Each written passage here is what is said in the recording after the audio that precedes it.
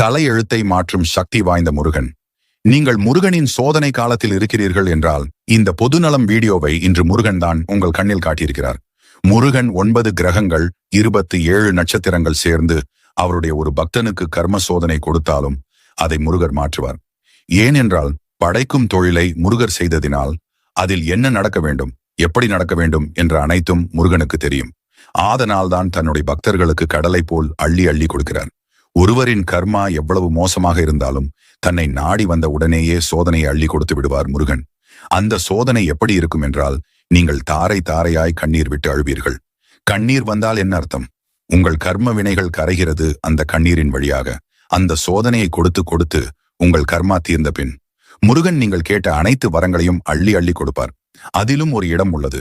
படைக்கும் தொழிலை முருகன் சிறுவாபுரி என்னும் இடத்திலிருந்து செய்கிறார். இந்த இடத்தில்தான் முருகர் பிரம்மனிடம் என்ன கூறியிருக்கிறார் என்றால், இனி என்னுடைய பக்தர்கள் யார் இங்கே வந்தாலும் அவர்களுக்கான விதியை நீங்கள் சரியாக தான் எழுத வேண்டும், தவறாக எழுதக்கூடாது. அப்படியே தவறாக எழுதினாலும் அவன் ஏன் பக்தன் என்றால் அதை நீ மாற்றி எழுத வேண்டும் என்று முருகர் பிரம்மனுக்கு உத்தரவு போட்டிருக்கிறார். இதுக்கு பிரம்மனும் சரி, அப்படியே செய்கிறேன் என்று உறுதி எழுதியிருக்கிறார். அப்படிப்பட்ட புனிதம் வாய்ந்த தளம்தான் இந்த சிறுவாபுரி அருள்மிகு ரீ பாலசுப்பிரமணிய சுவாமி திருக்கோவில். முருகன் தமிழ் கடவுள் மட்டுமல்ல, உலகம் எங்கும் முருகனுக்கு பக்தர்கள் உள்ளனர். உலகம் முழுவதும் முருகனுக்கு வழிபாடு செய்து கொண்டுதான் இருக்கிறார்கள். பல நூற்றாண்டுகளுக்கு முன்னரே முருகனை இந்திய மக்கள் வழிபட்டு வந்திருக்கிறார்கள். இதில் யாரும் அறிந்திராத ஒரு விஷயம் என்ன தெரியுமா? நம் தமிழ் கடவுள் முருகன் நிறைய ஆந்திர மக்கள்களின் குலதெய்வமாக இருந்திருக்கிறார். சிறுவாபுரி சென்று சொந்த வீடு வாங்க வேண்டும் என்று வேண்டினால் அப்படியே நடக்குமாம்.